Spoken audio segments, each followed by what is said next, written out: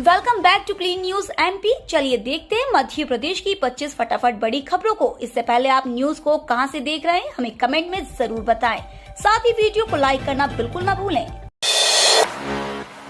Madhya Pradesh redevelopment policy तैयार, पुरानी building तोड़ने पर मुफ्त मिलेगा नया फ्लैट। मध्य प्रदेश नगरीय विकास एवं आवास विभाग ने रीडेवलपमेंट पॉलिसी तैयार कर ली है। इसे अब कैबिनेट की मंजूरी के लिए भेजा जाएगा। पॉलिसी को स्वीकृति मिलने पर प्रदेश में लागू किया जाएगा। रीडेवलपमेंट पॉलिसी के तहत किसी भी जमीन पर बनी पुरानी या जर्जर बिल्डिंग तोड़ने पर निर्माण में फ्लोर एरिया रेशियो और ग्राउंड कवरेज पर इंसेंटिव दिया जाएगा। इसके लिए मास्टर प्लान और भूमि विकास नियमों में बदलाव किया जाएगा। प्रदेश के बड़े शहरों में हाई राइज बिल्डिंग का चयन बढ़ते जा रहे हैं, वहीं पुरानी बिल्डिंग जर्जर हो गई है। रीडेवलपमेंट पॉलिसी के तहत लोगों को नया और बड़ा घर मिलेगा। साथ ही नए निर्माण को पर्यावरण को ध्यान में रखकर बनाया जाएगा। किसानों को जीरा, धनिया, मेथी, सौंफ की खेती पर मिलेगी 40% सब्सिडी। मध्य प्रदेश सरकार की ओर से किसानों को मसाला फसलों की खेती के लिए प्रोत्साहित किया जा रहा है।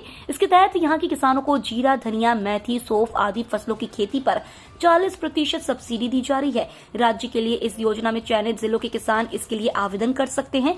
बता दें कि इसके लिए 16 सितंबर 2022 से आवेदन शुरू हो गए हैं। इच्छुक किसान मसाला क्षेत्र विस्तार योजना के तहत आवेदन करके जीरा, धनिया, मेथी, सौंफ आदि फसलों की खेती पर सब्सिडी का लाभ उठा सकते हैं। जबलपुर रेलवे स्टेशन में टिकट होने के बावजूद बताना होगा। मुख्य चल टिकट निरीक्षकों को निर्देशित किया कि अपने चल टिकट निरीक्षकों के साथ सभी यात्री गाड़ियों में औचक टिकट जांच का कार्य तीव्र गति से करें, जिससे कि बिना टिकट एवं अनुचित टिकट पर यात्रा करने वालों को रोका जा सके। इसके साथ ही प्लेटफॉर्म के गेट से बाहर निकलने और प्रवेश करने वाले यात्रियों की टिकट की जाँच की जाए। रंजन ने कहा कि सिस्टम में अपनी उपयोगिता बनाए रखें, जिससे रेलों का संचालन उचित ढंग से हो सके। मोबाइल ऐप से अनारक्षित एवं आरक्षित टिकटों की बुकिंग के प्रचार करने का भी निर्देश दिया गया है। साथ ही स्टेशनों पर घूमते लोगों से टिकट और लगेज की जांच करने भी निरीक्षकों को निर्देशित किया है। मध्य प्रदेश की नगर निगम में अब सरकार 12 पार्षद कर सकेगी मनोनीत। मध्य प्रदेश की भोपाल, इंदौर, जबलपुर और ग्वालियर नगर निगम में सरकार अब 12 पार्षद मनोनीत कर सकेगी, जबकि अन्य 12 नगर निगमों में 8 पार्षद मनोनीत होंगे। नगर पालिका में 6 और नगर परिषदों में 4 पार्षद मनोनीत करने का अधिकार सरकार को होगा। इसके लिए विधानसभा ने नगर पालिका विधि द्वितीय संशोधन विधेयक को ध्वनि मत से पारित कर दिया। 102 गांव में 12,000 से अधिक किसानों की 20 करोड़ रुपए की फसल हुई बर्बाद। जिले में अतिवर्षा और नदी व नालों के उफान पर होने की वजह से 5 जनपद पंचायतों के 102 ग्रामों में हजारों किसानों की खेत में खड़ी फसल नष्ट हो गई। जिला और राजस्व अमले की रिपोर्ट के अनुसार 14,000 हेक्टेयर में किसानों की खड़ी फसलें बाढ़ में बह गई, तो कई जगह अतिवर्षा की वजह से फसल खराब हो गई। राजस्व अमले ने फसल नुकसान को लेकर सर्वे किया, जिसमें सामने आया है कि किसानों की 20 करोड़ रुपए की फसल बर्बाद हुई है। आईआईएम इंदौर 4,800 शहरों को पढ़ाएगा स्वच्छता का पाठ। आईआईएम इंदौर के निदेशक प्रोफेसर हिमांशु राय ने बताया कि स्वच्छ भारत अभियान के तहत देश में कई काम किए जा रहे हैं। इसे और बेहतर करने के लिए संस्थान पूरा सहयोग करेगा। उत्कृष्टता केंद्र में आईआईएम इंदौर देश के 4,800 शहरों को स्वच्छता का पाठ पढ़ाएगा। इन शहरों के अफसरों व जनप्रतिनिधियों समेत 1.5 लाख से ज्यादा लोगों को बताया जाएगा कि किस तरह से इंदौर सफाई में लगातार नंबर 1 पायदान पर बना हुआ है।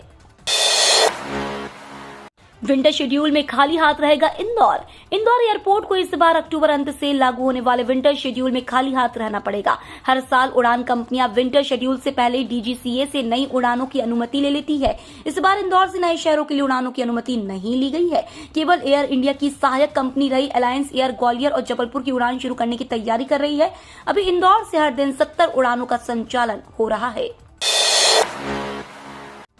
इंदौर में 20 किलो के ड्रोन ने 15 किलोमीटर दूर दी दवाइयों की डिलीवरी। आने वाले समय में हो सकता है कि इंदौर में कुछ सेवाएं ड्रोन से भी दी जाने लगे। एक लॉजिस्टिक कंपनी ने इंदौर के स्टार्टअप स्काईलाइन ड्रोन टेक के साथ मिलकर ड्रोन से दवा एक से दूसरी जगह पहुंचाने के लिए टेस्टिंग की।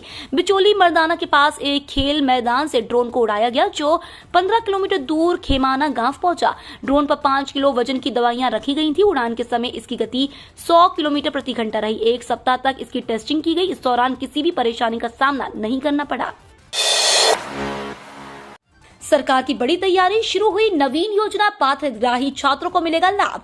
मध्य प्रदेश में बाल हित में बड़े फैसले लिए गए। दरअसल बाल देखरेख संस्थाओं में छोड़े जाने वाले 18 वर्ष से अधिक उम्र के आयु के बालक और बालिकाओं को आर्थिक और शैक्षणिक सहयोग दिया जाएगा।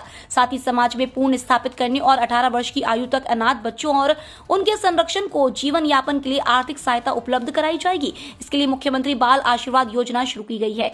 वहीं योजना के क्रियान्वयन के लिए महिला और बाल विकास विभाग को नोडल विभाग नियुक्त किया गया है। सरकार के इस फैसले से सस्ता हो गया अनाज। केंद्र सरकार की ओर से चावल को लेकर बड़ा फैसला लिया गया है, जिसके बाद चावलों की कीमत में 200 रुपए की गिरावट देखने को मिली है। अगर आप भी राशन खरीदने जा रहे हैं तो उससे पहले जान ले कि अब क्या हो गए हैं लेटेस्ट रेट्स। सरकार ने टूटे चावल के एक्सपोर्ट पर बैन लगा दिया है। भारत के इस फैसले से चीन में खाद्य संकट पैदा हो सकता है। सरकार के इस फैसले से भारत में चावल की कीमतों में गिरावट देखने को मिल रही है। इंदौर में रात में बाजार खुलने से फूड स्टार्टअप उत्साहित। इंदौर के विभिन्न क्षेत्र 24 घंटे खुले रहेंगे। पहले चरण में जिस क्षेत्र में इसे खोला जा रहा है वहां सबसे ज्यादा फूड स्टार्टअप कार्य कर रहे हैं।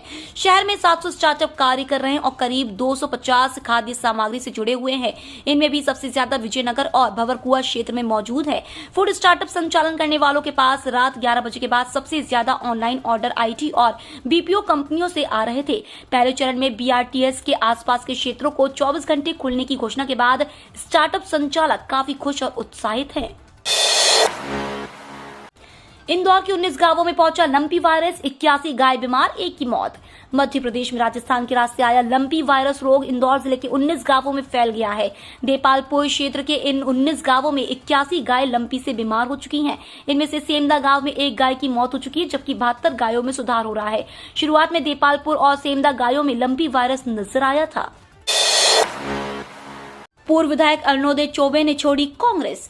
मध्य प्रदेश कांग्रेस कमेटी के प्रदेश अध्यक्ष व पूर्व मुख्यमंत्री कमलनाथ के करीबी खुरई के पूर्व विधायक अरुणोदय चौबे ने कांग्रेस के सभी पदों से इस्तीफा दे दिया है। चौबे प्रदेश कांग्रेस के वरिष्ठ उपाध्यक्ष, टीकमगढ़ के जिला प्रभारी व प्रदेश कांग्रेस के सदस्य थे। कमलनाथ को भेजे इस्तीफे में चौबे ने उल्लेख किया कि मैं 30 साल से निरंतर कांग्रेस पार्टी की सेवा कर रहा हूं, परंतु हाल ही में हमारे खुरई विधानसभा क्षेत्र के कांग्रेस कार्यकर्ताओं के साथ जो बर्ताव हुआ है उसमें मैं व खुरई विधानसभा क्षेत्र के सभी कार्यकर्ता दुखी हैं। अतः मैं प्रदेश कांग्रेस के वरिष्ठ उपाध्यक्ष, प्रभारी जिला टीकमगढ़ व प्रदेश कांग्रेस सदस्य के पद से इस्तीफा दे रहा हूं। मध्य प्रदेश में चीता आगमन को लेकर CM शिवराज प्रफुल्लित। प्रदेश के तमाम लोगों को आज आने वाले उस पल का इंतजार है जब प्रधानमंत्री नरेंद्र मोदी शेरपुर के कूनूपालपुर नेशनल पार्क में नामीबिया से लाए जा रहे चीतों को पिंजरों से छोड़ेंगे। इसके साथ ही प्रदेश की भूमि पर एक बार फिर चीते अपनी शानदार तेज रफ्तार के साथ पर्यटकों को मोहित करते नजर आएंगे। मुख्यमंत्री शिवराज सिंह चौहान भी इसे लेकर बहुत खुश हैं और चीता परियोजना के लिए प्रदेश के कूनू नेशनल पार्क का चयन किए जाने को लेकर एक बार फिर PM मोदी का आभार व्यक्त किया है। गैर कानूनी रूप से हो रहा GM सोयाबीन का आयात। जिन संवर्धित सोयाबीन के बीजों को देश में अवैध रूप से लाने की कोशिश हो रही है। Soybean processor association of India ने प्रतिबंधित GM सोयाबीन के आयात की शिकायत केंद्रीय कृषि मंत्रालय से की है। सोपा ने न केवल GM सोयाबीन के आयात का आरोप लगाया है, बल्कि शिकायत के साथ शिपमेंट और कंटेनर की जानकारी भी भेजी है। सोपा ने आशंका जताई है कि देश में GM सोयाबीन को अवैध तरीके से दाखिल करवा दिया गया तो यह कृषि क्षेत्र, किसानों और जैव विविधता के लिए आपदा साबित हो सकती है। रेलवे ने करोड़ों लोगों को दी बड़ी खुशखबरी। ट्रेन से सफर करने वालों के लिए बड़ी खुशखबरी है। 20 सितंबर से ट्रेन में यात्रियों को खास सुविधा मिलेगी। रेलवे की ओर से इस बारे में जानकारी दी गई है। अगर आपने भी आने वाले दिनों के लिए रजिस्ट्रेशन करा रखा है तो आप जरूर जान ले। रेलवे की ओर से मिली जानकारी के मुताबिक यात्रियों को अब उन कोच में भी बेडरोल की सुविधा मिलेगी जिसमें अभी तक नहीं मिल रही थी। बिकने से पहले इस सरकारी बैंक ने ग्राहकों को दिया तोहफा। IDBI बैंक के निजीकरण के लिए जल्द निवेशकों से बोलियां आमंत्रित की जाएंगी। इसके अलावा 2 और बैंकों का प्राइवेटाइजेशन होने की बात सामने आ रही है। पूरे मामले की जानकारी रखने वाले अधिकारियों का कहना है कि निजीकरण के लिए सेंट्रल बैंक ऑफ इंडिया और इंडियन ओवरसीज बैंक की उम्मीद है, लेकिन प्राइवेटाइजेशन से पहले ही सेंट्रल बैंक ऑफ इंडिया ने फिक्स्ड डिपॉजिट पर ब्याज दर बढ़ाकर अपने ग्राहकों को तोहफा दिया है। बच्चों में तेजी से बढ़ रहे मायोपिया के केस। कोरोना वायरस ने सभी के जीवन में बुरा असर डाला है। कोविड संक्रमण अब काबू में आ चुका है, लेकिन खतरा पूरी तरह से टला नहीं है। कोरोना को लेकर दुनिया भर के वैज्ञानिक रिसर्च कर रहे हैं। इस बीच एक शोध सामने आया कि वायरस के कारण बच्चों के स्वास्थ्य पर बुरा असर हुआ है। कोविड-19 के कारण बच्चों में मायोपिया की शिकायत बढ़ गई है। टाइम्स ऑफ इंडिया की एक न्यूज रिपोर्ट के अनुसार शंकर आई अस्पताल द्वारा एक अध्ययन किया गया है, जिसमें खुलासा हुआ है कि बीते 2 साल में मायोपिया से ग्रसित बच्चों की संख्या में बढ़ोतरी हुई है। 50 लाख पौधे रोपेगी भाजपा। प्रधानमंत्री नरेंद्र मोदी के जन्म दिवस 17 सितंबर से 2 अक्टूबर गांधी जयंती तक भाजपा सेवा पखवाड़ा मनाएगी। इस दौरान सभी जिलों में स्वास्थ्य शिविर लगाए जाएंगे। रक्तदान शिविर की भी शुरुआत होगी। 17 सितंबर, 25 सितंबर को पंडित दीनदयाल जयंती और 2 अक्टूबर को गांधी जयंती को प्रदेश में 25-25 लाख पौधे रोपे जाएंगे। करहाल में प्रधानमंत्री भी एक पौधा लगाएंगे। आयुष्मान गोल्डन कार्ड बनवाने को मिल रहा एक और मौका। आयुष्मान भारत प्रधानमंत्री जन आरोग्य योजना के तहत 5 लाख तक का निशुल्क इलाज की सुविधा प्रदान की जा रही है। योजना का लाभ देने के लिए लगातार गोल्डन कार्ड बनाने की कवायद की जाती रही है, लेकिन तमाम प्रयास के बाद भी अभी तक जनपद में मात्र 26% पात्रों के कार्ड बनाए जा सके हैं। अब फिर से गोल्डन कार्ड बनाने के लिए 30 सितंबर तक पखवाड़ा शुरू किया गया है। पखवाड़े में संबंधित विभागों के सहयोग से शिविर लगाकर कार्ड बनाए जाएंगे।